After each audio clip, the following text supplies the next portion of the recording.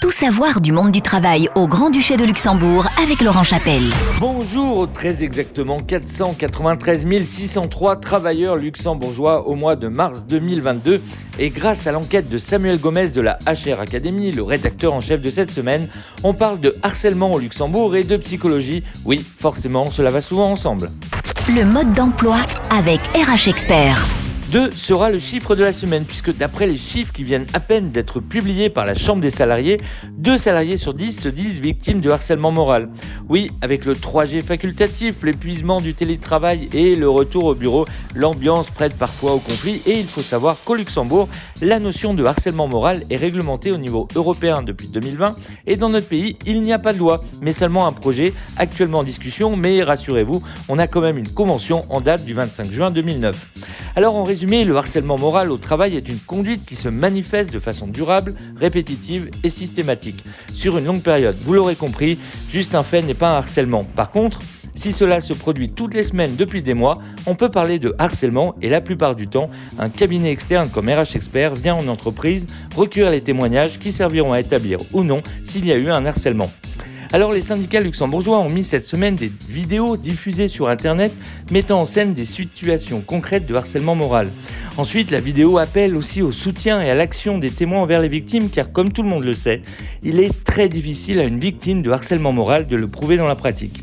Pour finir, un petit rappel car les salariés peuvent toujours prétendre au congé pour raison familiale. Oui, cela permet de souffler et jusqu'au 30 avril 2022, on peut le faire si on a à charge un enfant vulnérable ou bien un enfant de moins de 13 ans ou bien tout simplement un enfant né après le 1er septembre 2016.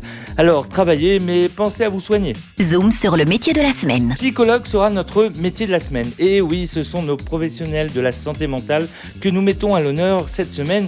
Et en vue de la situation actuelle de la crise pandémique et pas que, les psychologues sont sans doute d'une grande importance pour les conséquences post-pandémiques. Alors le contexte actuel peut par exemple augmenter de manière excessive pour la santé mentale les réactions de stress comme la peur de contracter la maladie ou la peur de perdre son travail. Donc ces réactions se manifestent de façon excessive et oui, le recours à un psychologue devient indispensable.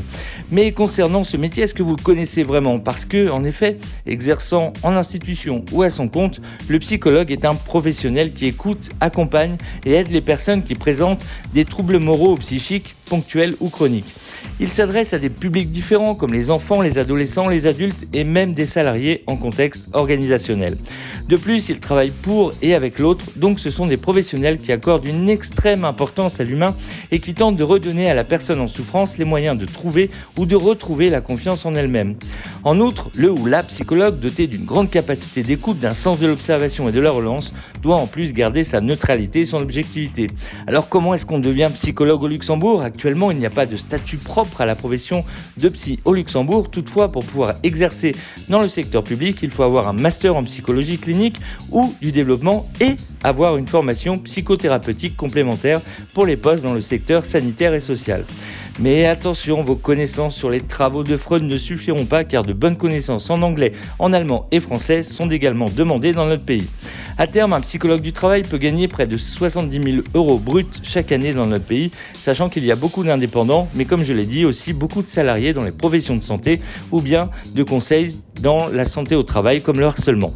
Alors si vous avez un goût des autres, un bon équilibre personnel et une excellente capacité d'écoute, n'hésitez plus et postulez à notre métier de la semaine, psychologue. RH Expert vous donne rendez-vous dès maintenant sur www.rhexpert.com. Tout savoir du monde du travail au Grand-Duché de Luxembourg avec Laurent Chapelle. Bonjour.